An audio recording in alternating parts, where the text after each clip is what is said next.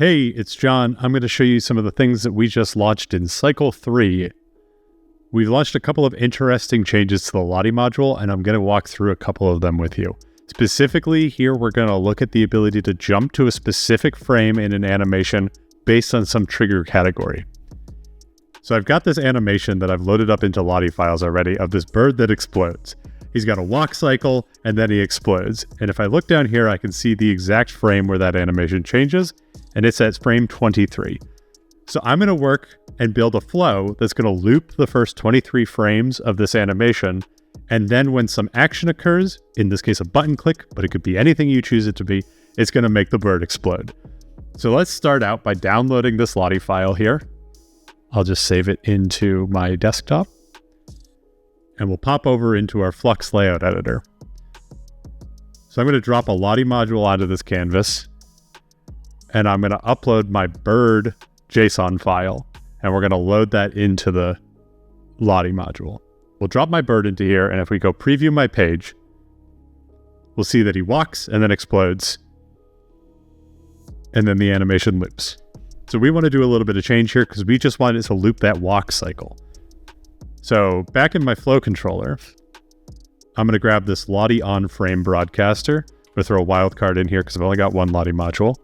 And I'm going to extract out that frame number, compare it to see if we're on that 23rd frame. And if so, we're going to jump back to the beginning. So I'm going to go grab a D structure, connect these. I'm going to type meta.frame. So meta just says, give me the data that's coming in. Frame is this here. It's the frame number of the animation. I'm going to use an equals node to do a comparison. Pipe that value into here, and we're going to check to see if it's frame 23. And if it is frame 23, then I'm going to use this new Lottie go-to-frame node.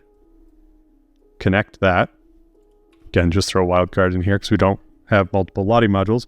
And I'm going to say I want it to jump to frame 0. So what this is going to do is every single time the Lottie module hits a new frame, we're going to extract out the frame number, see if it's frame 23. If it is, we're going to go back to the beginning. And so if we go back and refresh our page, we'll see that we now just cycle through this walk animation. So this is a neat way to isolate out small segments of your animation. In this case, I want to have some action that jumps us to the exploding part of this bird. So I'm going to come back out here and I'm going to add a button. I'm going to call this button Explode the Bird. And we're going to make this so that when I click this button, that bird's going to explode. So back in our flows, we're going to grab a button on click broadcaster.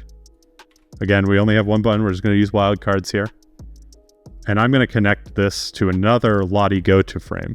But in this case, I want to jump to frame 24 because 23 is the frame where our walk cycle ends. 24 is when our explosion begins. So I'll connect these two together, hit save, come back. So we've got our bird. Our bird does his walk cycle, but when I click this button, the bird's going to explode. And he'll come back and I can explode him as many times as I want. So that's just a small taste of what you could do with this new node. There's a bunch of interesting stuff. We're using it specifically in our marketing site to do hover states, complex interactions. There's going to be a lot of interesting stuff. I'll have a case study available so you can check out how we're using this node in production with other events.